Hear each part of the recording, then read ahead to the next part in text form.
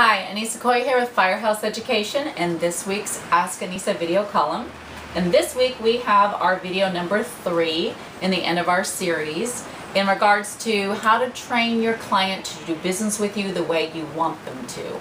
So today what we're going to talk about is we're going to talk about expectation.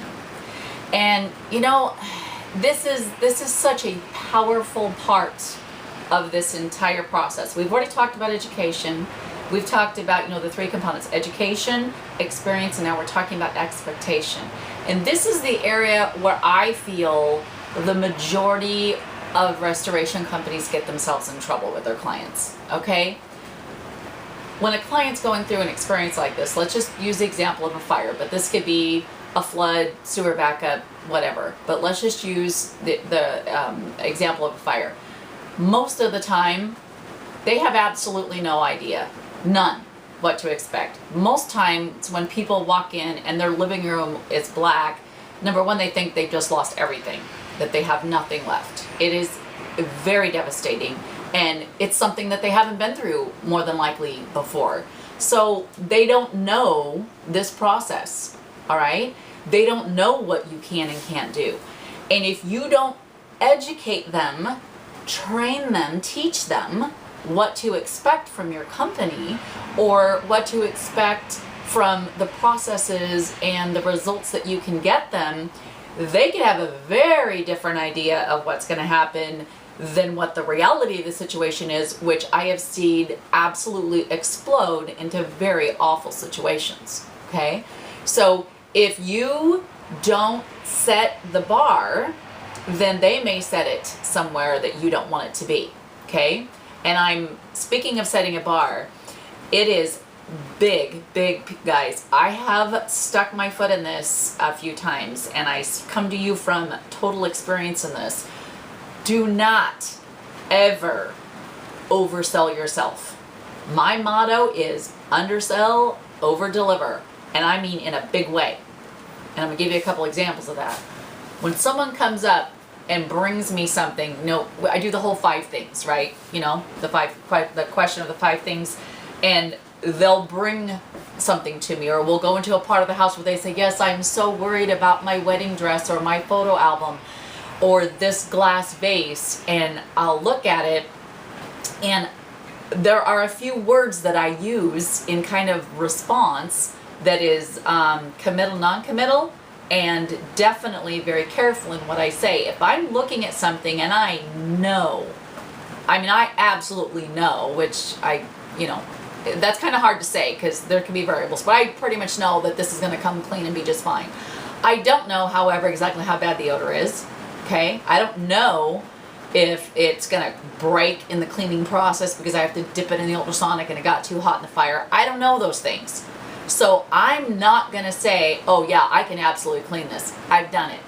And then exactly that happened. The item broke in the ultrasonic machine. So then I was kind of egg on my face, and that was a really tough situation.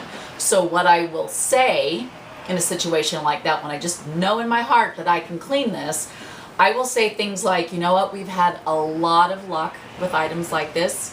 We've had a lot of good results with items like this.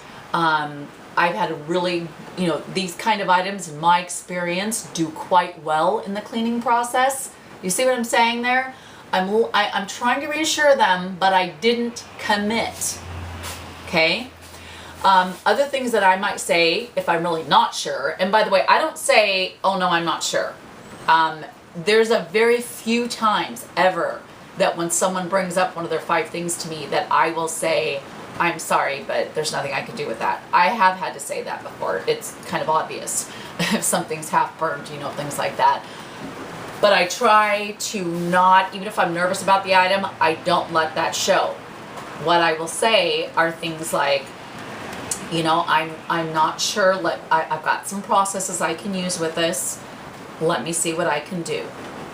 That sort of thing. Look, if they're bringing up to you their 5 things that they want out of their home no matter what, they're in this is the very beginning of the job. You've maybe just signed the job. Things are very raw right now, and this client is having a very tough time. You want to show them, teach them that they can trust you, that they can rely on you. You are teaching them by saying things like, let me see what I can do. We have a lot of processes. I've had good luck with these type of items. You are teaching them that they can rely on you and that you will get them through this no matter what, that you'll be there and you are going to do the best that you can. You teach them to relax and be calm, okay?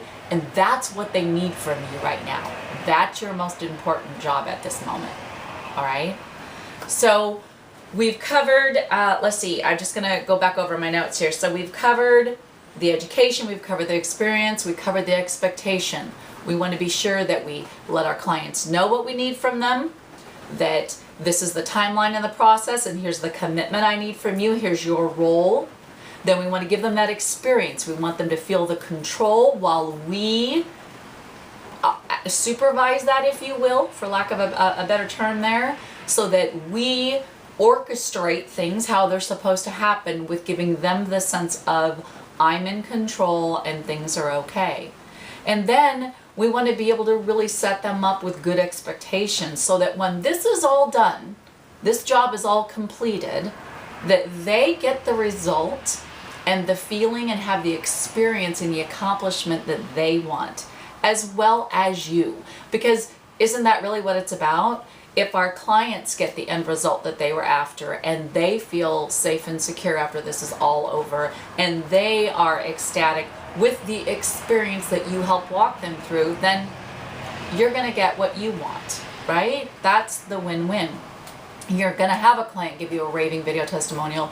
You're going to have a client refer people to you. You will have a referral-based business without a problem, and you will not have a problem getting paid for your work, getting that check signed or hand over to you by that client. Okay? I really hope you enjoyed this video series. I'm always committed to education in this industry. It's what I'm passionate about, and I'm very, very passionate about the clients that we as restoration contractors get the privilege of helping in this industry. I hope that you are subscribed to the YouTube channel and maybe go on over to the blog, firehouseeducation.com, check it out. We've got a few products on there that will help you with your forms documentation and this great client experience.